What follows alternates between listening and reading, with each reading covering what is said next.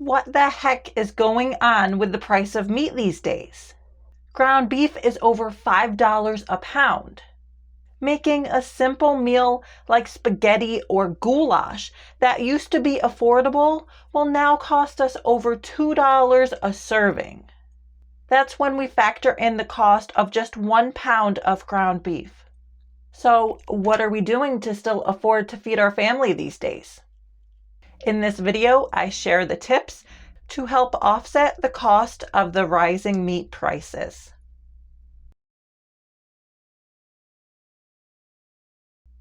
If you're new here, I'm Samantha, creator of the Frugal Mom Life, where I share money-saving frugal tips that have helped my family of 5 live a more meaningful and happier life.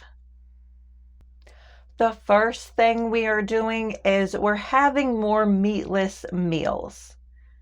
We'll either have a meatless dinner one day a week, or sometimes, if you can, add in several meatless meals throughout the week.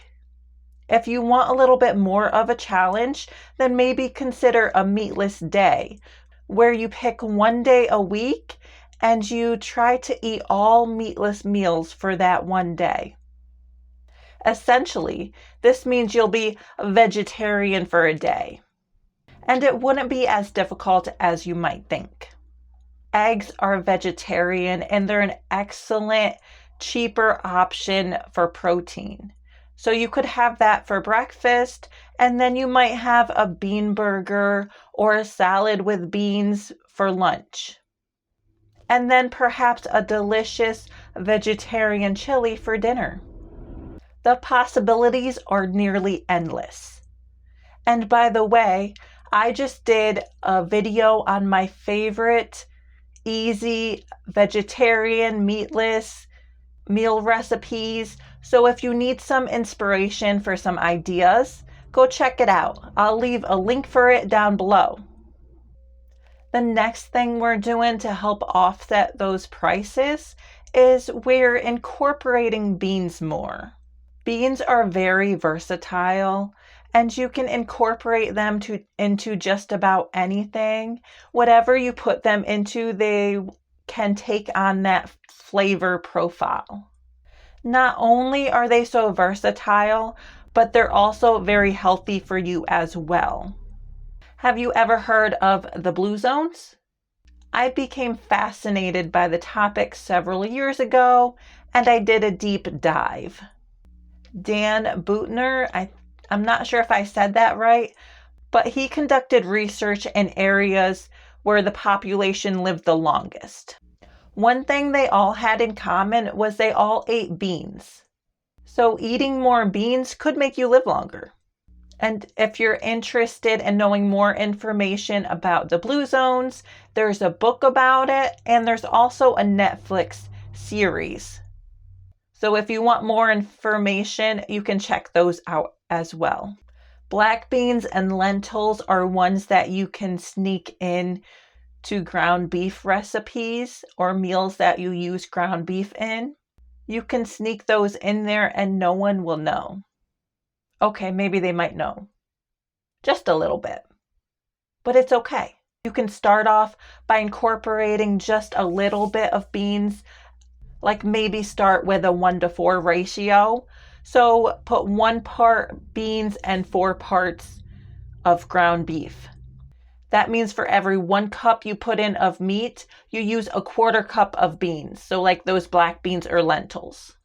And if you mash them up, they will incorporate a little bit easier. Beans are often quite cheaper than meat, so this will allow you to save quite a bit of money. The next tip is to purchase your meat when it goes on sale. Look in those flyers, your local grocery store flyers, look for the deals in there. Often they'll have sales on different meats each week. They will rotate. Sometimes it'll be ground beef on sale, other times it'll be chicken drumsticks or chicken breast. I rarely buy meat when it's not on sale. It either has to be a really good regular price, or I just really need it for a recipe and I can't wait to purchase it and it's just not on sale. I am astounded by just how expensive meat is when it's not on sale. I will travel several towns away when a store in another town has it on sale so that I can buy it in bulk and then take it home and store it so that I don't have to pay the full price when it's not on sale. Of course, when I do this, I take consideration the cost of gas, but usually the savings that I make by purchasing the meat on sale will offset that price of gas and make it worth it. I just did a grocery haul video where I stocked up on a bunch of our meats. I'll leave the video link down below in case you want to check that out. In the video, I include my savings breakdown when I compare the price I paid to Walmart prices, and I saved over $50 in meat just that day. I saved over $2 a pound on ground beef by purchasing it when it was on sale. When I find a good deal like that, I will buy as much as the store will allow me to purchase, or as much as is reasonable that will get me until the next sale. I never know when that item is going to go on sale again, but I have noticed that the stores usually cycle through the sales.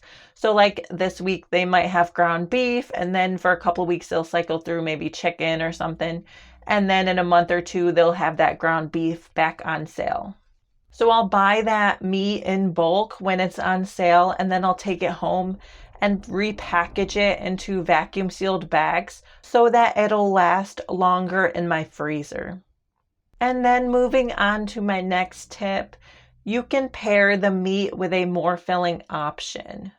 Things like rice, pasta, and potatoes are less costly and they'll fill you up faster so that you don't need so much meat on your plate.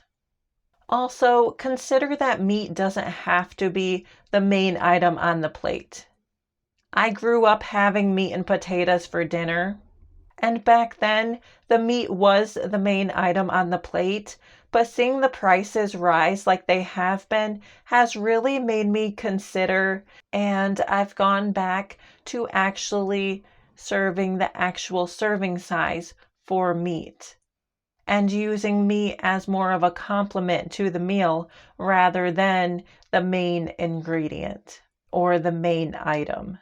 You would be surprised by just how small an actual serving size of meat really is. Even chicken breast seems to be about twice the size that it was that I remember just 10 or 15 years ago. And dare I say that you really don't need a 12-ounce steak? The actual serving size of a piece of meat is just the size of your palm, which is only 3 ounces. And you can stretch that 3 ounces even more by making it into a stir fry or a soup. So those are the changes that we have made to our eating habits to try to offset the rising prices of meat these days. If you have liked this video, then please click the like button down below. And if you have gotten any kind of value from it, then maybe consider subscribing to the channel so that you can view more videos like this.